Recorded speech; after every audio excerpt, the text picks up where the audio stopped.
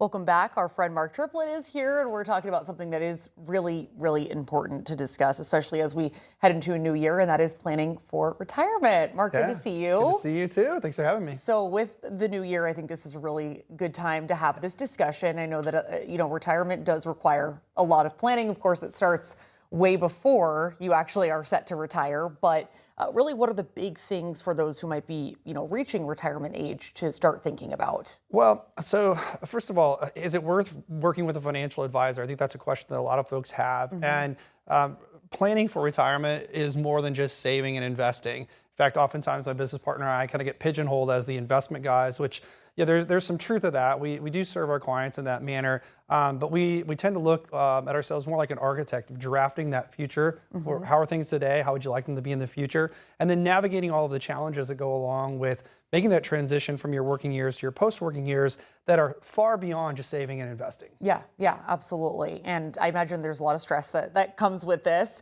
And so what key areas would you say that an advisor helps with, especially for those that are looking to kind of tackle this process themselves? Sure. So some of the areas I think we move the needle for the folks that we serve the most are tax planning, also income planning, making sure that you have a solid stream of cash flow coming into the household after you're no longer having that paycheck coming in from your work. Also navigating entitlement programs like Social Security, Medicare, making sure that your health care is going to be adjusted for and paid for to and through retirement, and making sure that your lifestyle doesn't degrade due to inflation. So making sure that we have an inflation-adjusted cash flow that allows you to maintain your lifestyle to and through retirement. I've never had anybody tell me, hey, Mark, when I retire, I want my lifestyle to go down. Right.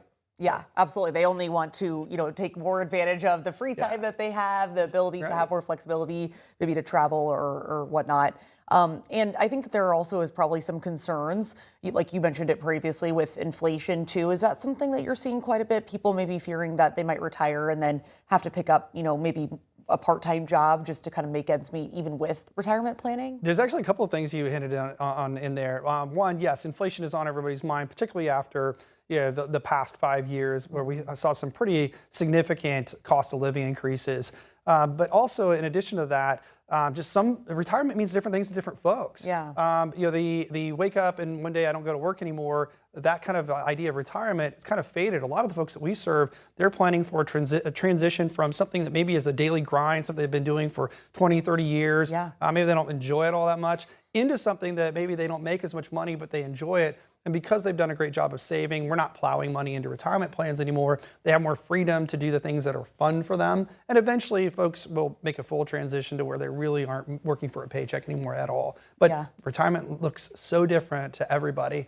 There really is no one fit cookie cutter way to go about doing it. Yeah, sure. And as we wrap this up, Mark, is kind of in that spirit of freedom. What about for people who might want to handle this planning process for themselves, that DIY plan? We call them the DIYers. Those folks can be successful on their own. However, oftentimes they're going to miss opportunities or make mistakes. And the reality is ignorance is bliss. They'll never really know the outcome because they never had anybody guide them to and through that so they can compare and contrast. So they'll make adjustments to their lifestyle in order to compensate for some of those, but they'll never really know how things could have been had they just slowed down a little bit and maybe ask for some help. Yeah, absolutely. Asking for help is sometimes it can be a hard thing to do, but it's never a bad thing to do, and it's all great advice. Well, Mark, thank you so much for joining us. We appreciate it. I definitely learned something from this conversation. Wonderful.